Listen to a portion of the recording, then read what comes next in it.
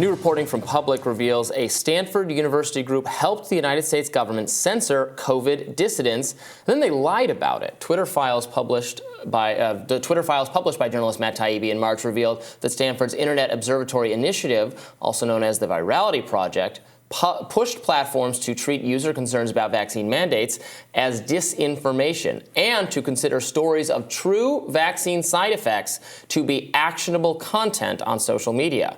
But an Internet Observatory spokesperson says it, quote, did not censor or ask social media platforms to remove any social media content regarding coronavirus vaccine side effects, Public writes.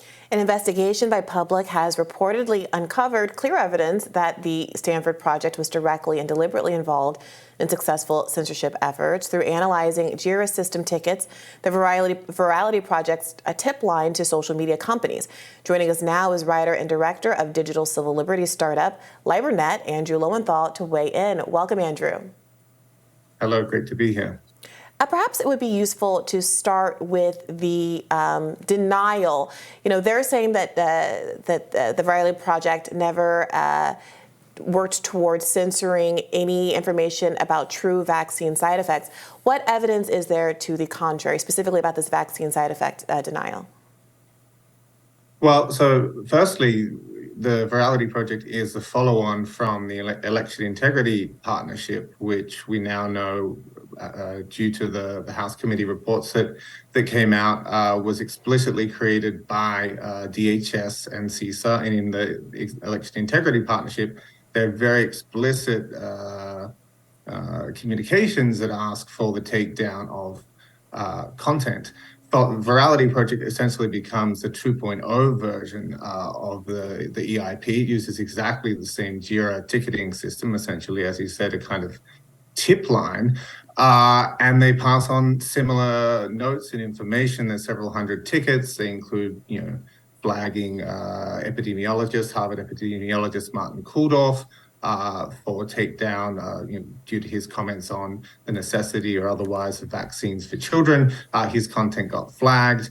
And there's a whole host of these essentially in there. So they were having an impact. At the same time, we also saw emails whereby Twitter knew that this was a DHS initiative. They knew that the EIP was a DHS initiative, and Virality Project, again, used exactly the same system. So surely they knew then that the weight of the federal government was also backing the Virality Project and the suggestions or otherwise that were being sent to them. Right. So to be clear, you can see that the Virality Project did, in fact, flag COVID and vaccine content for the social media companies, with every understanding that they weren't just going, hey, look at this, isn't it interesting? They had every understanding that Twitter was going to look at this and do something about it. Sure, sorry. There isn't, as to the degree that we've kind of gone through the tickets to date, as explicit as there is in the Election Integrity Partnership, where the takedowns are very, very explicit, but essentially the working relationship has already been created and content is flagged, and you can see that it is then actioned as well. Yeah, I was just wanting to drill down on this denial from the Stanford Internet Observatory spokesperson. I'm trying to figure out if they are actually being dishonest or if they are denying some segment of the allegation that might actually be authentic. They seem to be making a rather narrow denial, saying we did not censor or ask social media platforms to remove any social media content regarding coronavirus vaccine side effects. And I really do appreciate the specific example of the Harvard professor who was both flagged and his tweet was removed. But his tweet was not about, it seems, and correct me if I'm wrong, true vaccine side effects. It was about, what he tweeted was, thinking that everyone must be vaccinated is as scientifically flawed as thinking that nobody should.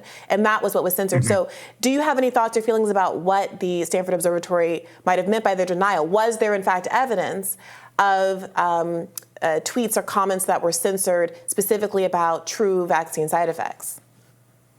So we need to drill down more specifically on the true vaccine side effects. As you mentioned, that was a recommendation that they made to the platforms. There are a host of, there are hundreds and hundreds of tickets in the JIRA system.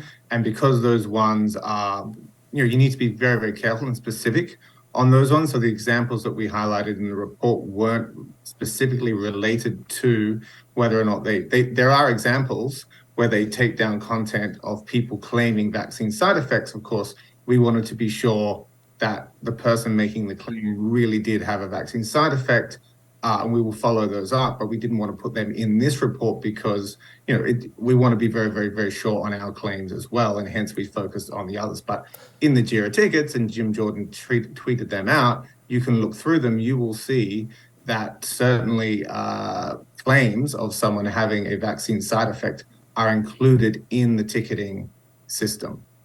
Yeah, it is. The ones you did flag in what you've written here are very, very. It's fascinating. The project flagged tweets about the Israeli study that found natural immunity to be as protective as vaccination. The Virality Project says, please note this narrative claiming that COVID-19 immunity is equivalent to vaccine immunity. I guess Thomas Massey had tweeted that, and they requested action there. They requested something to be done about Krispy Kreme donuts, giving out free donuts to vaccinated people, and there was some criticism of that, and they labeled that criticism as anti-vaccination. From VAERS, a PDF of the VAERS reporting system that got flagged. Also flagged as protests, sort of lockdown, anti-mandate protests. Virality Project called that organized outrage. I guess where I think they're going to try to, wiggle out of saying, oh, we called for censorship. They're going to say, no, we didn't specifically ask for an outcome. We just noted all of this content with full knowledge that we were implicitly, recommending things for some action. But did we say take it down? No, that was just what they did in response to it. Am I correct in thinking that's the line? That's the not believable line, but line they're trying to distinguish there? I think so, and I think that would be the cautious thing to claim from our side in terms of reporting at the moment. But I would also imagine that a little bit more digging could reveal the same level of explicit requests as we saw again in the 1.0 version, the Election Integrity Partnership, where there are very explicit requests for content takedown. So it would not be surprising, but again, I want to be very careful and not make that claim without having gone through every single ticket and checked every single claim of a vaccine-related injury. But what you point to is that, these flagging protests, flagging objection to Krispy Kreme, handing out free donuts, this was all within the framework of combating so-called anti-vaccine disinformation, whereas, in these cases are just people having a different perspective and a different opinion, and oftentimes people having scientific evidence that contradicts the CDC, which seems to be who they reference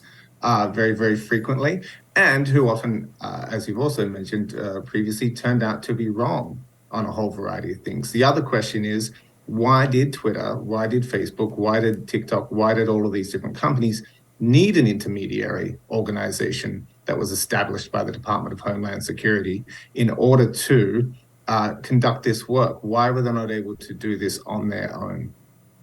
And did you have a sense, given what you've looked through so far, what percentage of flagged social media posts were acted upon and actually removed? Do you have a sense that there was a very high percentage of the Stanford group's advice that was followed, or was there kind of independent reasoning going on here, and as they were collecting information from various people who might flag this, that, or the other, and making an independent assessment? So that requires more digging. Essentially, I couldn't give you a number at this stage. Andrew, thank you so much for joining us. We appreciate it. Welcome.